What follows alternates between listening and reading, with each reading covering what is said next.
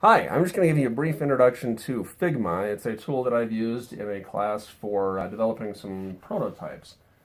And I am not an expert on Figma by any means. I've just learned it this semester during a class, and I've learned a few things, and so I can just give you a few tips. So first off, I'm going to go to figma.com, and I'm using Chrome. I think I tried this with Internet Explorer first and it didn't work as well, but Chrome certainly worked out just fine. So I'm going to figma.com. Now, I've already logged in with my school account. It's a Gmail account, and so I didn't have to create a separate account for Figma, which was convenient. I see a project that I did previously for this class. For this video, I'll go ahead and duplicate that, and then I'll double-click it to edit it.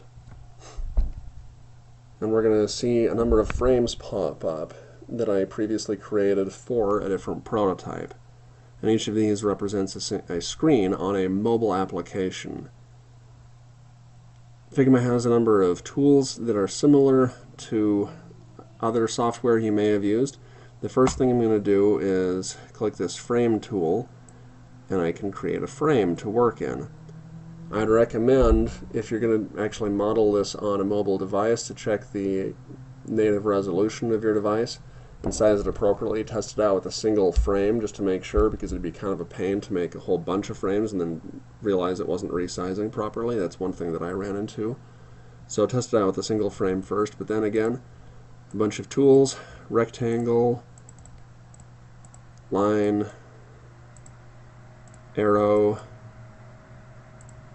ellipse, and so on and so forth, as you can see. And they all have properties on the side of the screen, the right side here, so I can change the position or the size just by changing the numbers. I can change the color, very similar to what you'd expect anywhere else.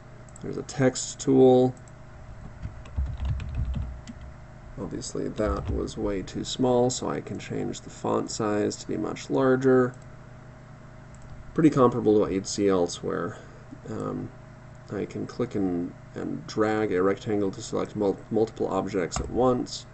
I can group that selection together. And you will also notice there's a hierarchy. So when I created this new frame, it labeled it frame 5. I could rename that if I wanted to. But that's because I already had a frame 1, 2, 3, and 4, and then a bunch of variations on those. These happen to be named frame 3.1, 3.2, 3.3. I just used what came up. But the new one started off at frame 5. So when I go over here on the side, I see in the hierarchy frame 5, and there's a group in there. That's what I just made. If I ungroup those, then I'll be able to see hello, ellipse, arrow, line, rectangle, all that stuff that I made. When I want to copy and paste, I'm going to use Control-C and Control-V, just the keyboard shortcuts. And it may not look like anything happened, but there is a copy that has been pasted directly over the other. If I click and drag, I can see the copy. So unlike in something like PowerPoint, where it pastes just nearby, it'll paste right on top of where it was. So it's actually pretty easy when you're copying and pasting to find a duplicate object. It's just sitting one on top of the other. I'm going to middle mouse click over to scroll that over. If I take the entire frame and I copy and paste that, it'll put it adjacent, and now it's numbered at frame 5.1. And so, as you can see with my original project up here, I had some screens from my prototype that were supposed to be very similar. Well, I copied and pasted those, and I didn't have to work hard to duplicate all of that. And also with the hierarchy, if I take one of these objects and click it and drag it out, it will then be a separate object that is no longer part of frame 5.1. But if I click and drag it back within the borders of that frame, then it is there. There is still a send to back and send to front, or bring forward or bring backward. That all exists, same as if you've seen that in PowerPoint. But again, so having brought that rectangle into the frame, it is now within the hierarchy of frame 5.1. Get rid of these because I don't really need them.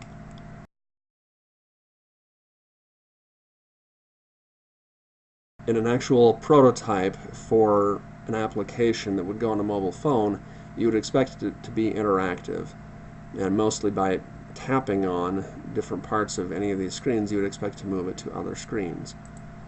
So this is my main home screen for my little application. What I did is I moved from design to prototype. There's also code over here. I don't know anything about that, so I'm not going to tell you anything about that. But prototype allows me to do at least one important thing, and that provides these links from any of my little objects here to any other frame. So you can see if someone taps on this blue rectangle, it will take them to this pronunciation help screen. Now, here's one for email translation. This is not zoomed in very well. Okay, so when I mouse, here's one for email translation. When I mouse over this object here, there's a little circle that appears. I click and I drag and an arrow appears, and now I can take it over to this frame. So now when somebody clicks on that in the actual prototype, it will bring them to this next screen.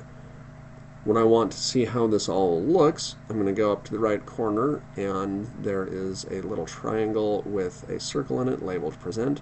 I will click on that. It's going to open up another tab in my browser, and this will show to me what my actual prototype looks like as if it were on my phone.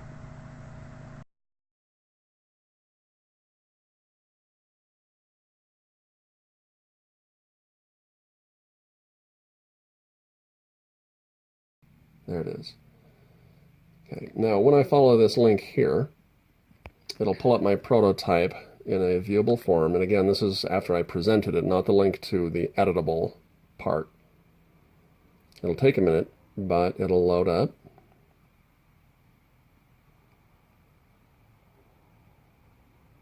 So here's Ingleberry. I know it's a terrible name. And now, when I tap on these buttons there now, they will actually go and follow my prototype. The only trouble that I've had with this is sometimes it doesn't detect the tab very well, so I might have to go more than once. But here you can see it's working just fine. So now I can view the prototype on my phone as if it were my little application.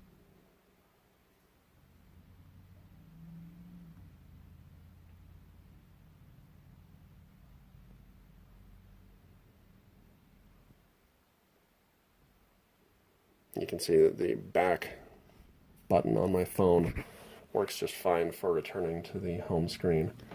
I actually originally had a back button implemented in my prototype and realized I didn't need to keep it there. So that's basically it. That's a brief introduction to Figma and what it can do, at least what it was able to do for me in my class.